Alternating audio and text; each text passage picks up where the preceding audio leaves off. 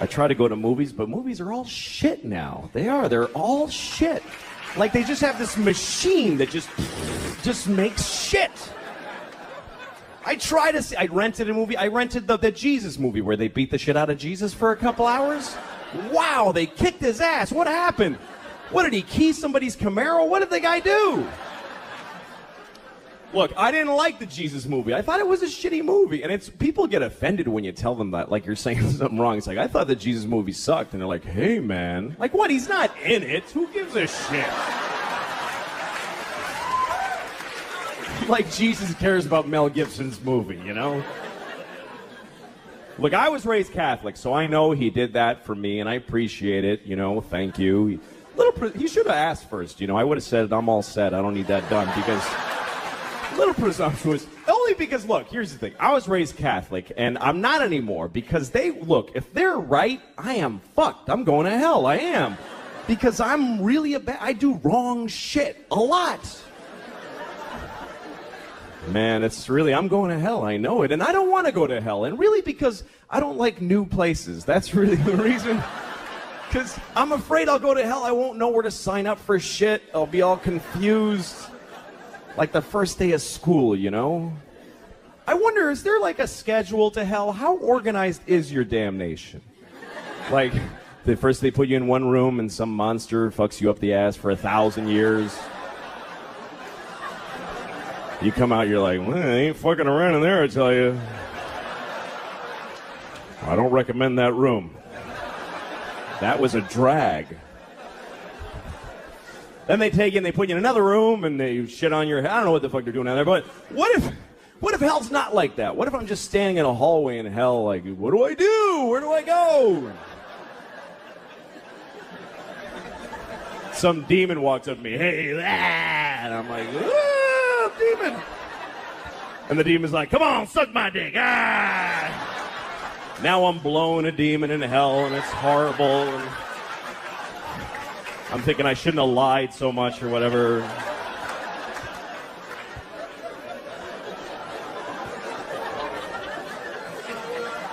But here's my question. What if when I'm done blowing the demon in the hallway? How do you know when you're done blowing a demon in the hallway? I guess when he comes fire ants on you, whatever. When I'm done blowing the demon in the hallway, what if some guy in charge of hell walks up to me and goes, hey, man, you didn't have to blow that guy, you know? He just hangs out here. He's not part of your damnation or anything. What did you blow him for? I just assumed you're supposed to blow people. He said, suck my dick, so So say no. What's so hard about that? Jesus. Look, man, you better pace yourself. You're down here forever. You're gonna blow a lot of demons and elephants, all kinds of shit. Don't be freelancing in the hallways, for Christ's sakes.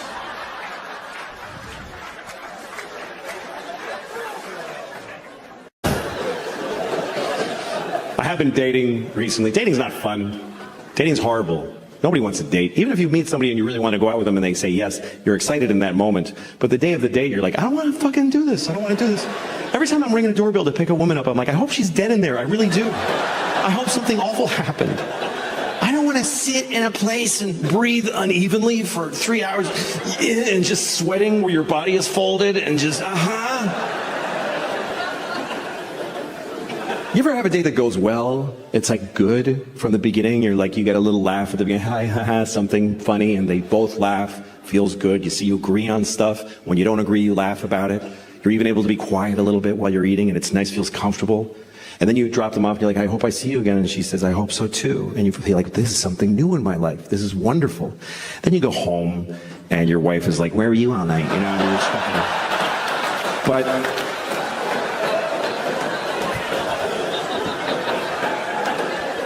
But I'm older now.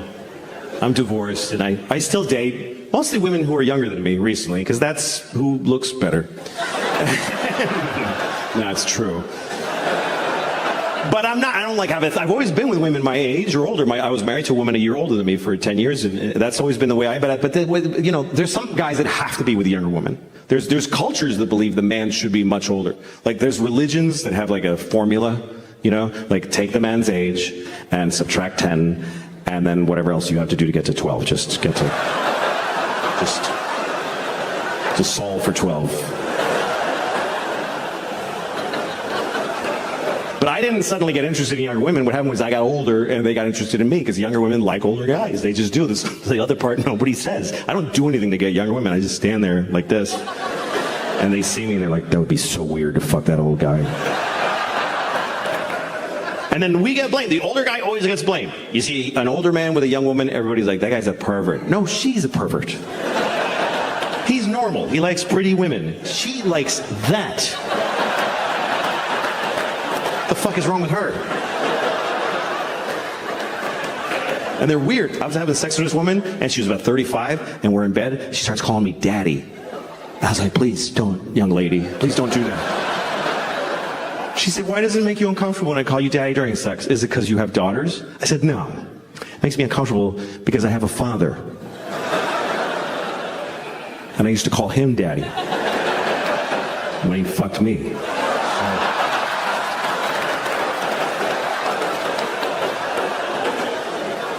By the way, thanks for laughing at me because I got fucked by my dad. I was not laughing at the time because I was coming. Because he fucked me good. My daddy fucked me so good. It's not his fault. I made him do it. I was such a brat. I was 10. I was like, Daddy, fuck me! The poor guy, he's like, I know I'm spoiling this child, but I can't say no. Thank you very much for coming. I hope that you enjoyed the show. Thank you for coming. We get all safe. Thank you. Good night.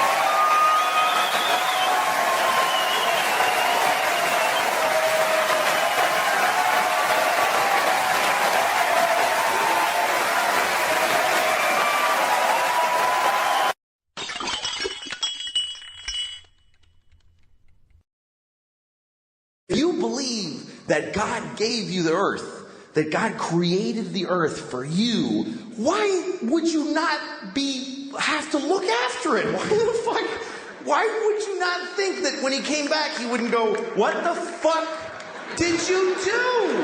I gave this to you, motherfucker. Are you crazy? The polar bears are brown. What did you do to the polar bears? Did you shit all over every polar bear? Who did this? Who spilled this shit? Who spilled this? Come over. Did you fucking spill this? What is that? It's oil. It's just some oil. I didn't mean to spill. Well, why did you take it out of the fucking ground? Because I wanted to go faster. And I was cold. What the fuck do you mean cold? I gave you everything you needed, you piece of shit. Well, because jobs. What is a job? Explain to me, what's a fucking job? You work at a place, and when people call when their game doesn't work, and you help them figure it out. What do you do that for? For money. What do you need money for? Food. Just eat the shit on the floor. I left shit all over the floor. Fucking corn and wheat and shit. Grab it and make some bread. What are you doing? Yeah, but it doesn't have like bacon around it, and like I like when it has like bacon on it and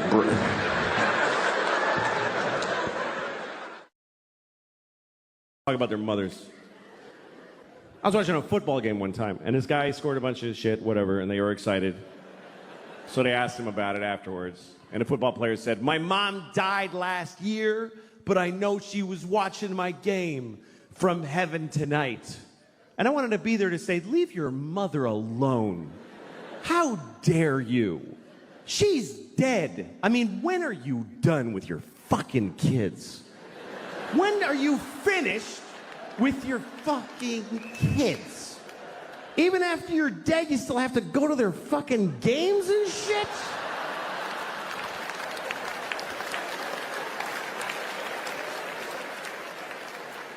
Leave your mother alone. She did her job. She raised you and it killed her. I mean, let her enjoy heaven. Don't you want your mother to enjoy heaven? Isn't that what you want your mom to be, just in heaven? Whee! This poor woman, the angels are like, we're having an angel party. You want to come with us? I can't. I gotta watch my son's games. He'll be very upset. Okay, good. He can't fucking hear me. When people die, it means they did their jobs, and you should forget them. That's what I think. Because it's unfair what we put on dead people. Are you watching over me? Yes, I'm watching all of it. You know, like when you see an old couple and they've been married for like 60 years. You know that kind of story? Everybody always loves that.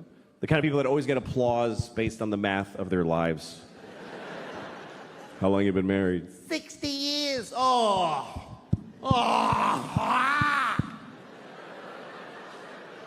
Isn't that automatically wonderful? How do you know? You just know how long it's been. For 60 years, every morning he tells me I'm a piece of shit.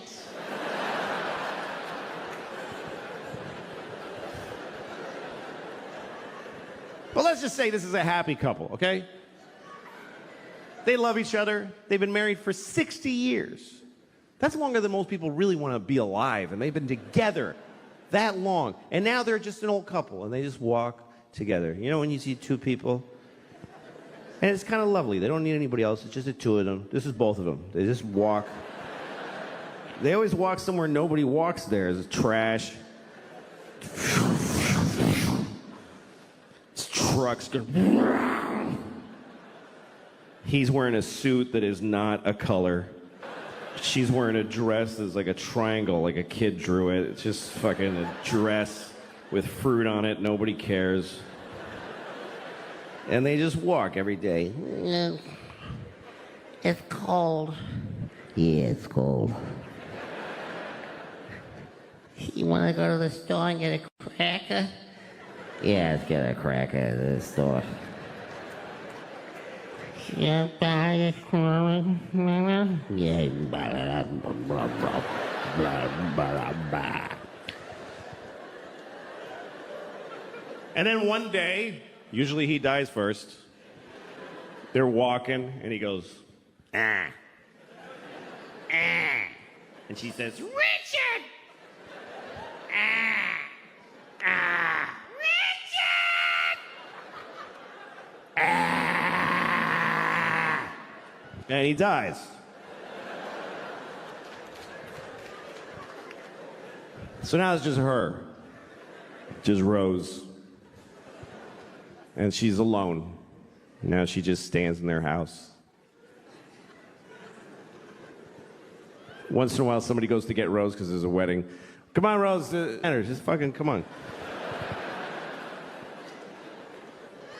Come on. Fuck, come on. Fuck. Just want to push her from... She lives 10 more years. 10 years after Richard dies. And then 10 years later now she's laying in a bed. She's dying. Somebody's there with her on their phone.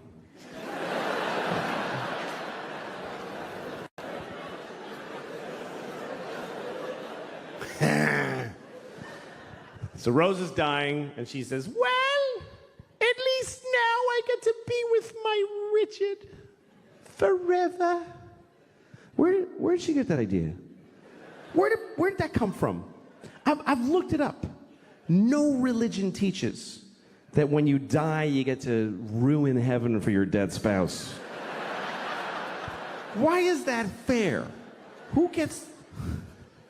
Richard's been dead for 10 years. He's been in heaven for 10 years.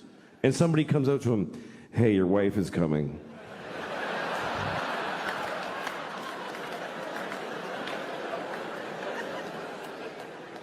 What? He just now? Yeah, Rose just died. She'll be here in about 20 minutes.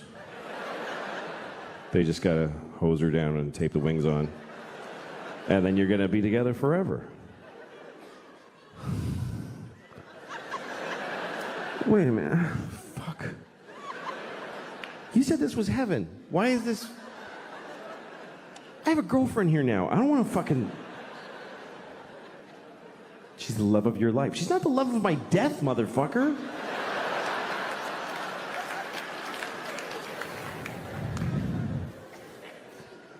That's marriage. Marriage is a big deal. Marriage is a big deal. I went to a wedding the other day. I went to a gay wedding. I've been to a lot of gay weddings, which is not true. It's not true at all, but I did go to one.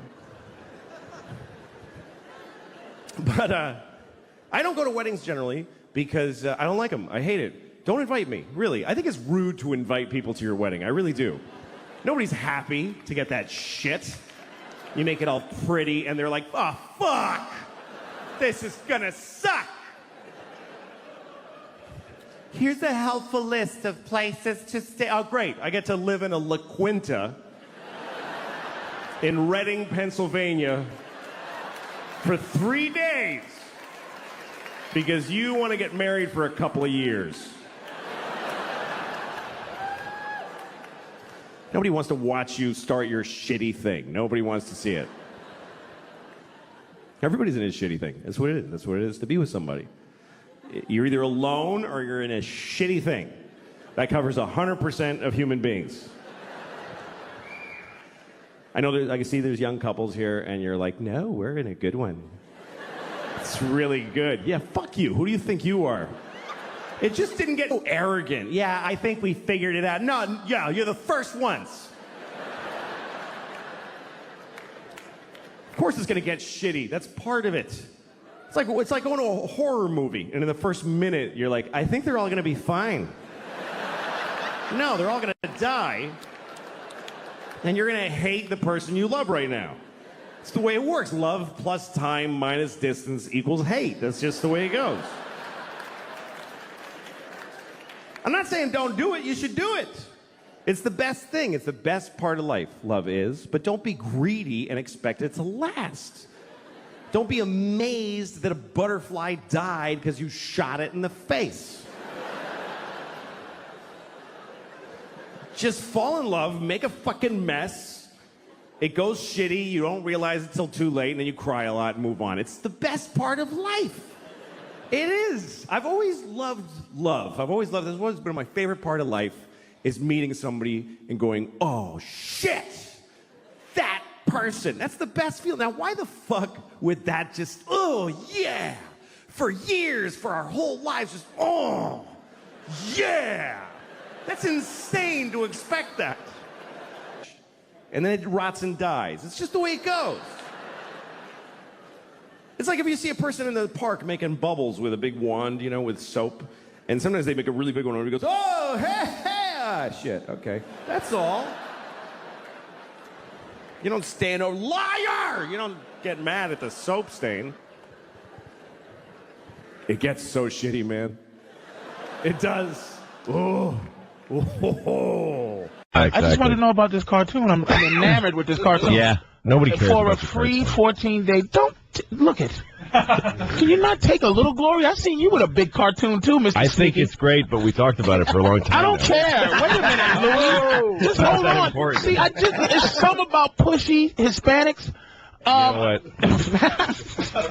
Pushy Hispanics, Louis C.K. It says But you're a guy that needs to be cut off sometimes because you're all the time. But I just otherwise need it to would all know. be you. You can't be a minority because any room with you, you're so big and loud and talk a lot. Why don't you just say Lynch so I can ask for you. the firing?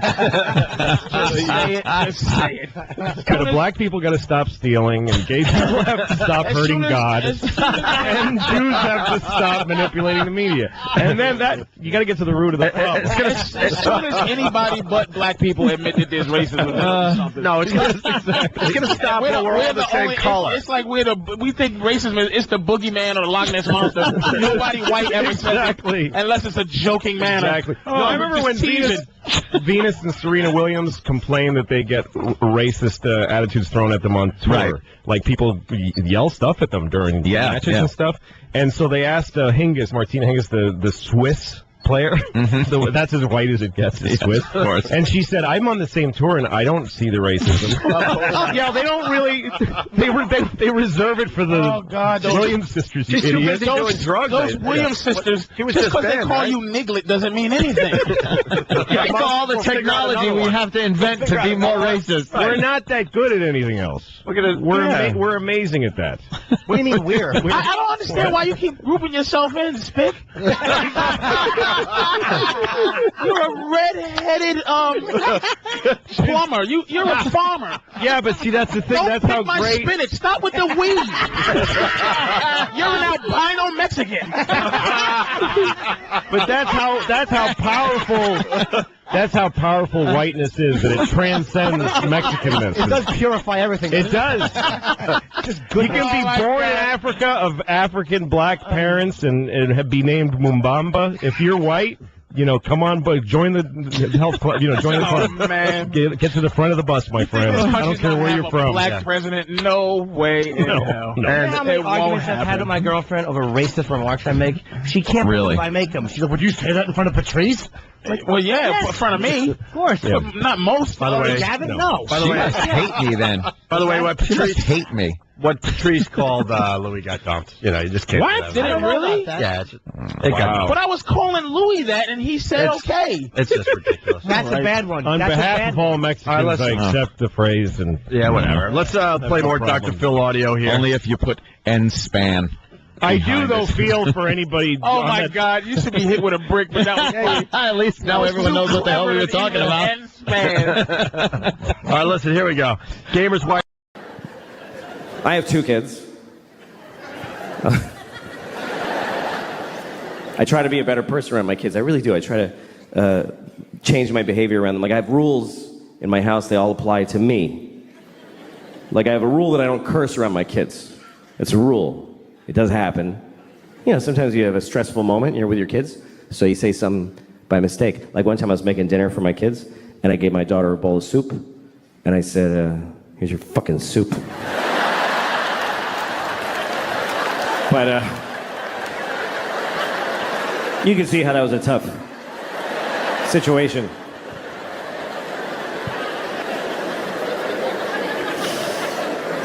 You're supposed to teach your kids right from wrong. I don't know, it's confusing, Some people raise their kids religiously, and that kind of covers it. They kind of go, all this, do that.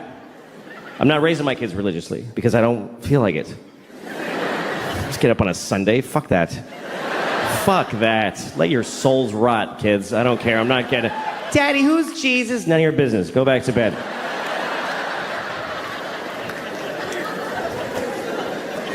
But my kids, they're living in the world, and there's a lot of religion in the world, so you do have to teach your kids, if you're not raising them religiously, you do have to teach them about religion, I always tell my kids the same thing. I tell them that there are many religions in the world, and they're all equal, but the Christians are the main one.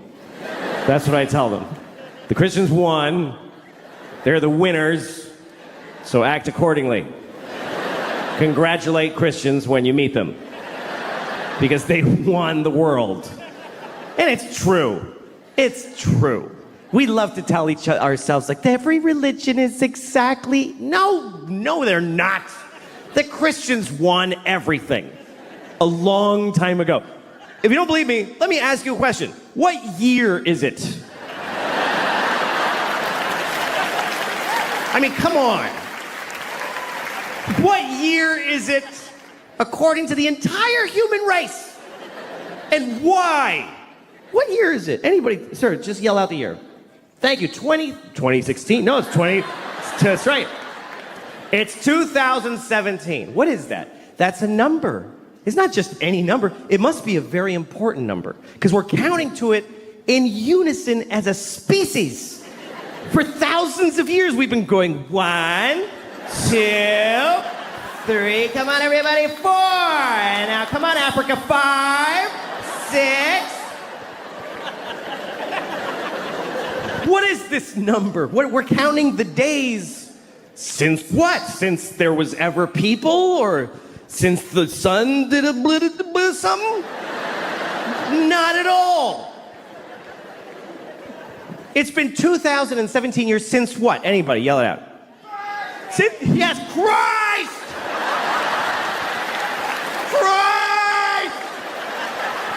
That's right. It's been 2017 years since Christ Jesus.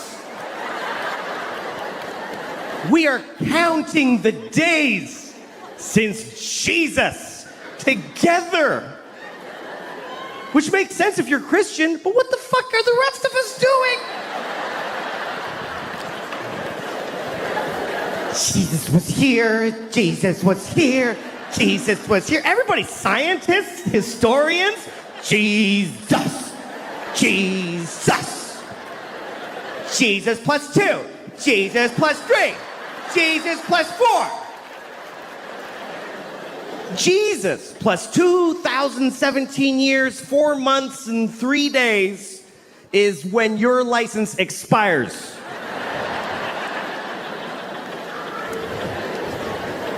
How is that not a win for the Christians? How is that not a complete win? That's not a Monday off in October.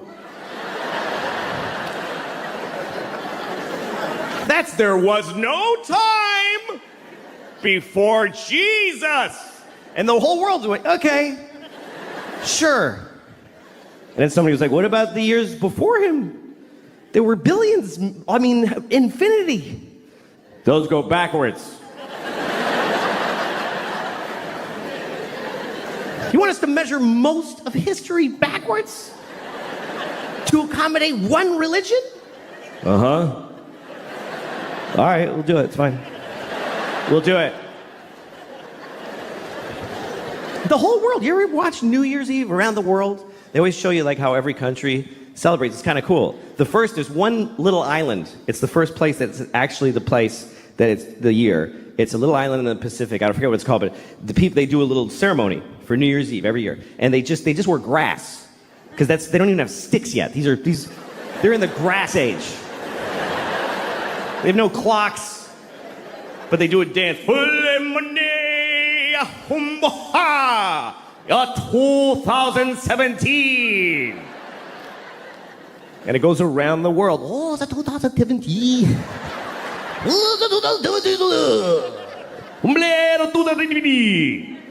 Death to all Christians in 2017.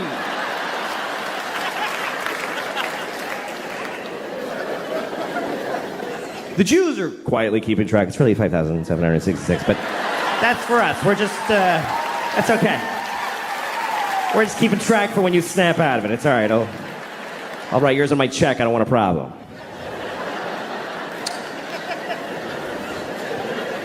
What about Chinese New Year? Yeah, what about Chinese New Year? All right. Next time you're doing your taxes, just write monkey where the year goes. Just put monkey. See what happens to your funds. No, it's 2017, year of our Lord. Jesus-y, a clock on the nose. And they made it up. That's the weirdest part, is they got to rename years that had already taken place. Because you know that's not what those years were. You know that, right? That the year 3 wasn't the year 3 during the year 3. Nobody was walking around back then. Hey, what year is it? It's 3.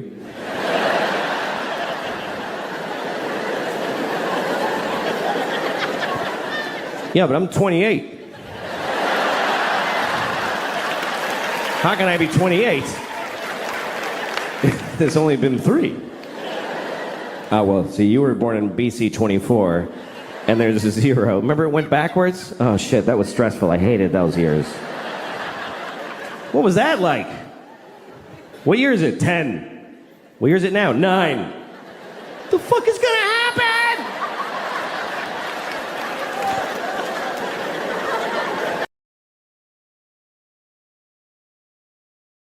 I was changing my daughter the other day, and she's too old for diapers now, but she's still in them, and it's bad because this kid does not poop. This kid craps. This is not okay anymore. I was changing her diaper the other day. It was like a 48-year-old alcoholic man's shit in her diaper. Like, she was out all night drinking Jaeger, and she went to Denny's and got a Grand Slam. ate half of it, got in a fight in a parking lot, and passed out in a Pontiac and shit herself. And her friends drove her home with the windows open and dumped her on my lawn. And now I gotta clean it. And it's crazy. And you can't even react. You can't go like, what the fuck? That's disgusting. You'll fuck them up about their own shit. You gotta be nice. You open her diaper, it's just chaos in there. It's just bananas. It's just, every shit amazes me. I'm never used to it. Everyone, I'm like, okay, wow, what is that? You have been eating diarrhea for a week, I think. Because that's awful. But you can't. You gotta be like, you just go, oh, wow. You really got something there, honey? That's really something. That's really okay. Well, all right, let me scrape that off your knees for you. Just get it down off your back. Just get all this hazmat in one place. Wipe you down. Clean your tiny vagina at the end. Who knew that was going to be my life? I had no idea that my relationship to the vagina was going to be cleaning shit out of a tiny one several times a day. They don't tell you that. When you're getting ready to be a dad, nobody pulls you aside and says, you have to clean the vagina a lot because every time she takes a shit, it goes straight up her twat. They don't tell you that. And they should. It's a big part of being a dad. It's bigger than Christmas. It happens every day. And you got to get it right, front to back. It's very important. The other day I was in New York City with my kids. And I got 2 of these fucking things. Remember that, please. 2 of them. And we're in the crowded streets. I got this one here, the 2-year-old. She can walk, but she won't. She's a bullshitter. So I'm carrying her. And she weighs like 20 babies, this kid.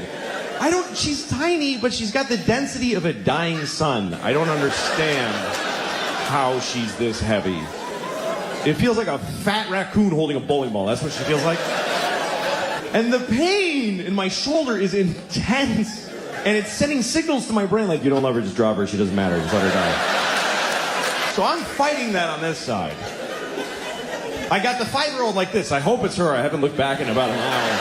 I'm just dragging somebody tiny just through many strangers' thighs. Briefcase corners are hitting her in the temple. I don't give a shit. I'm in a hurry because my pocket's vibrating and my wife's calling to see where I am, even though she sent me to do this shit. And I'm yelling into my pocket like she can hear me. I'm fucking coming! Shut up! And this one is talking the whole time. The whole time. With a tiny voice 2 feet off the ground. What am I gonna listen to this shit? Really? What am I gonna take a knee every 2 seconds? What's that, sweetie? Go ahead. What's that? What? Excuse me, sir. Go ahead. It's fine. Yeah, sometimes dogs are brown. That's very true. Good thing I didn't miss any of that shit coming out of your stupid face.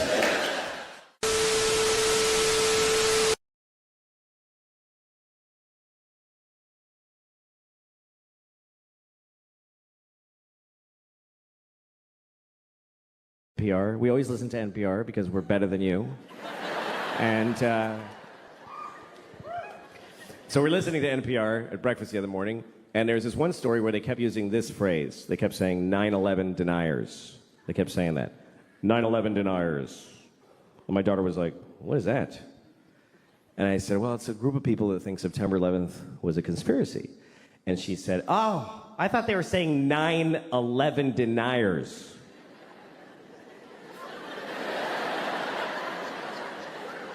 Yeah, she thought they meant 9 people who just ain't buying this 11 bullshit. It's a small fringe group, really. There's only 9 of them. But they still got on NPR, they got on the radio because they're dedicated. They protest every day. They're the 9/11 deniers. They're outside of the White House. It goes 10, 12, 13. Just know it. We are the 9/11 deniers. We know that 11 is a bullshit number propagated on the people by the man. Why do we have 11? When we have 13 and 14 and 15, 16, 17, motherfucking 18 and 19, but we do not have a 1 team. What happened to 1 team? The government took 1 team and replaced it with some bullshit called 11. We are the 9 that deny that shit. Mr. President, give us back 1 team.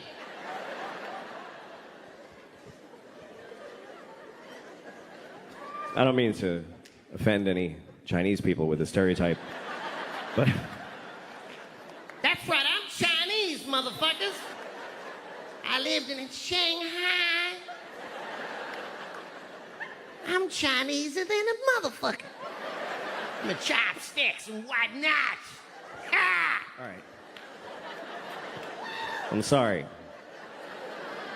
Here's the thing. Stereotypes are harmful. That's the truth. But the voices are funny. And I don't know how to reconcile those two facts. I enjoy doing the voices, but they're offensive. So I do them at home. I used to do them for my kids when they were little. They liked them. They didn't know it was a race thing. They just enjoyed, Daddy, do the friendly man. You want me to be the friendly man, little girl? We love the friendly man. He loves little white girls too. Let's have some scrambled eggs.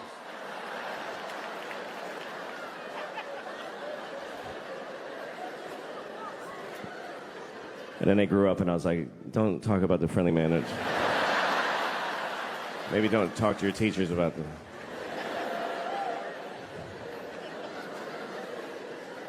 My kids go to public school in New York City, and all right, send your kids there then. Teach them that that's what life is like. The teachers amaze me because I don't know. This is the worst. Here's the worst thing about this country to me is that there's no more noble profession than to be a public school teacher. It's easily. Please don't. You're not gonna like it. You're not gonna like where it's going. I don't recommend clapping at any things. You'll regret it at the end of the thing. In a democracy, there's no more noble contribution you can make than to teach in a public school. And in this country, the people that do that, they're fucking losers. They're just rock bottom fucking losers. And everybody knows it, but they keep doing it. New people are teaching every day, knowing how shitty it is. They show up, they tell them ahead of time, hi, what is this job? And they say, okay, here's what we need you to do. We need you to make children know math. Wow. Do they want to know math? No, they don't want to know it. You need to make them know it against their will while they're exploding sexually and Who are these children? Just whatever kids live near the building.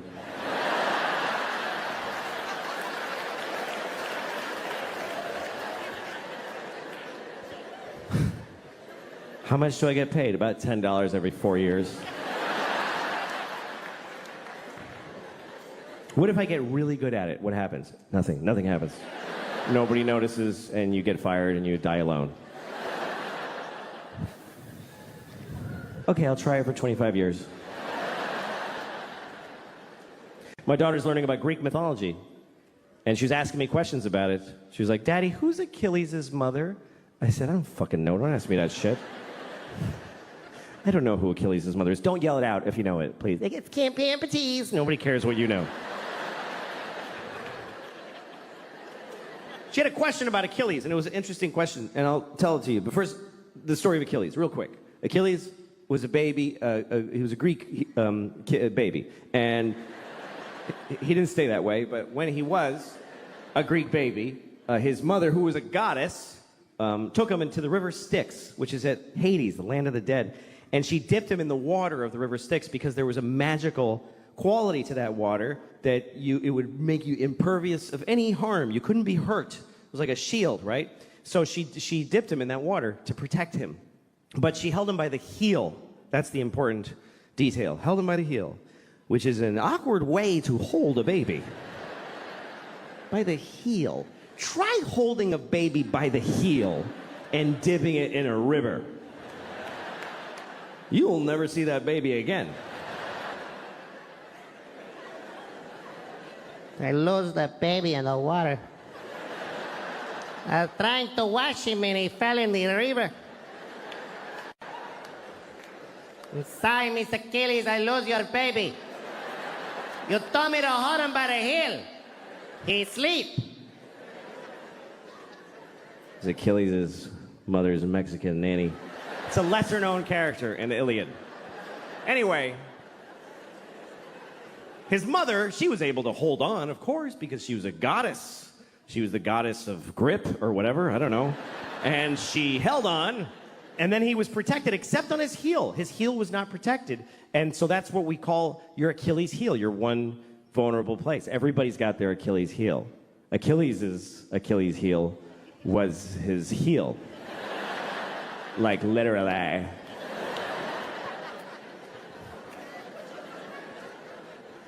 Anyway, so my daughter, here was her question. She said, how come his mother didn't just dip him again? She could have just dipped him one more time with the other leg in there. Did she just like you're like a sign that says one dip per goddess? Did you ever color an Easter egg? It's not that complicated. You dip it, and then you hold it differently and dip it again. Smart kid. I was proud of her. But at the same time, I thought, who the fuck are you to judge this woman? It bothered me. Because here's what the story of Achilles teaches me, is that if you're a parent, it's never enough what you do for these motherfuckers. It's just never enough. It's still gonna be your fault. How much more do you want from a mother? She dipped her kid in magic water and protected 99% of his body. Is any of it up to him? He could have just wore a big shoe and be careful. But he goes out in sandals, fucking flip-flops, and a sword and fights the whole planet. I'm Achilles because my mother dipped me.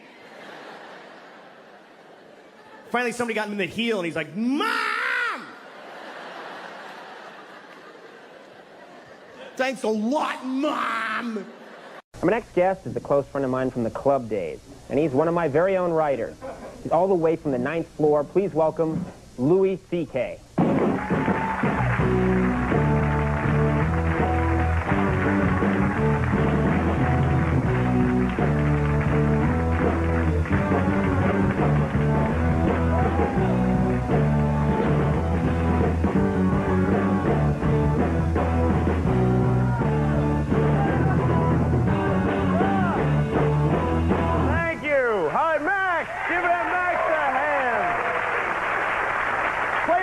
Come on.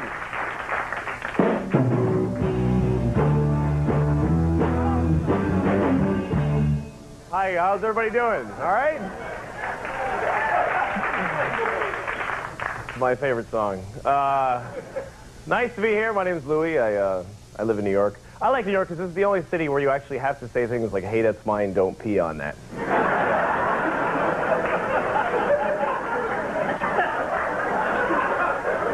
I was walking down the street today and I saw this guy on a bicycle. He was on a bike and he was about to go between a parked car and a cab. He was like only that much space. And I could also see the woman in the cab was about to open the door and he was going to get nailed, you know? And I wanted to yell something, but it was like too much to yell in too little time. Because it was happening so fast and I couldn't yell, hey! She's going to open the door of that cab and going to get hit on the bike and go flying and get hurt. I couldn't fit it all in there. I just ended up yelling out, bad thing! I guess that wasn't specific enough, because he's dead. But,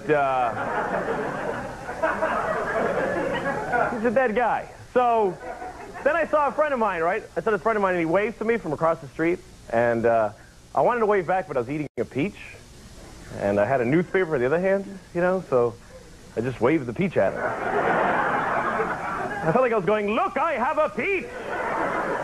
Look what a fine peach it is. I am very fruitful indeed.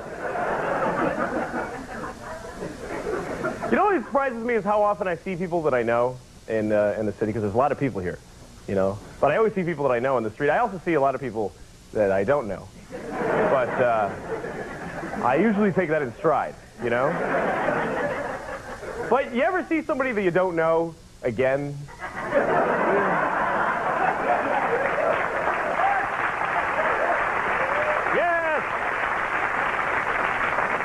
You know, like somebody that's just a total stranger, but he keeps popping up once in a while. It's like God is running out of extras in the movie of your life or something. Starting to reuse people. All right, you go be the guy in the bus. But I was just a jogger. Just go, put a hat on. I don't care. Guy's a loser anyway. I never liked him. I got in a really awkward situation today, really embarrassing. You know when you tell somebody a story, then a week later you tell them the same story again? Because you forgot, and by this time you've added a bunch of lies to it, and you... Sometimes they have to lie, you know? Like when you're telling somebody a story and halfway through you realize that it sucks, you know? It's not interesting, and you have to throw in like a midget on fire or something to make it... But you have to be careful. Like the other day I was telling this guy a funny story about something that happened to me, and it was a true story, but it didn't really happen to me. It happened to somebody else. I was just lying and saying it was me, and all of a sudden I realized that I was talking to the guy that it happened to. I was like, that wasn't you, that was me. What is wrong with you? Oh, I thought that happened to me.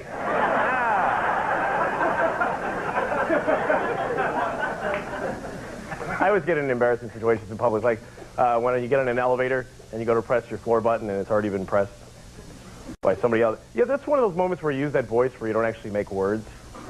You know, in public you go, nice.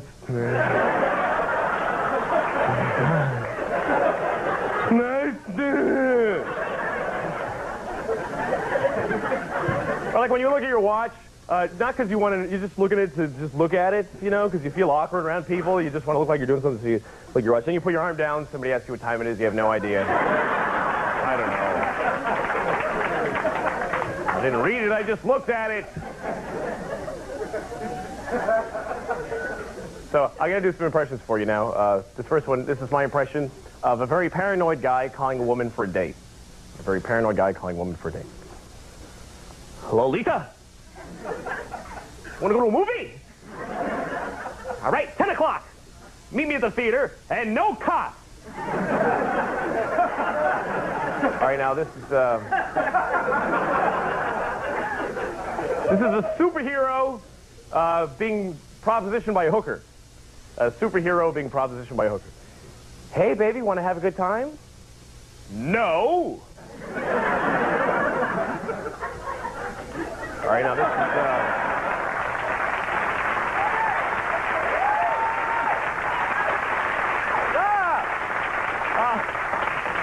all right, this is... okay. This is a good time to be doing this. You ever wear a bathing suit because you ran out of clean underwear? All right. Anyway, I'm running out of time. I gotta do this really quick. There's ways to express yourself in life that you can only use in certain situations. Like when you're having sex with somebody and you make those moaning noises, you know, you should be able to use those noises other times you're happy also, you know? Like say you're at a job interview, and it's a really good job. And at the end of it, the guy goes, well, I'm very happy with your resume and you're interesting, and I'd be glad to hire you. I'll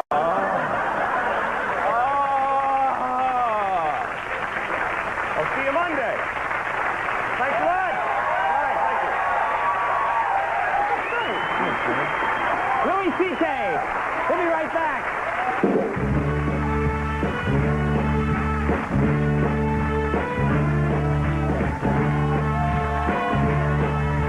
Hey, I'm here with Louis C.K. How are you, Louis? Hey, how you doing, Conan? Good to see you. Hey, Conan, how are you? That's more like it. Okay. We need pep on this show. How are you? How was your Columbus Day? Was it fun? Good. I went down to the village. They had a big festival. I like going to, you know, things where there's a big outdoor area with lots of people. I just like stand. If you stand in a big crowd of people, you could just stand there and go, Jimmy! Billy! and nobody even looks at you, you know? And I went, they had those games where you try to win the stuffed dog, you know, you end up paying like $200 for like an $8. I won these 2 giant stuffed dogs, and I was by myself, you know? So I'm walking around with these things. I felt stupid, except for when I was at the festival, I was like the hero of everybody around me, you know? So I was going, Jesus, look at that guy. Those dogs are huge. He's the best. You know? And I'm like, yes, look at my dog. And fear me. The clown with the balloon on his head was no match for me. You know? But,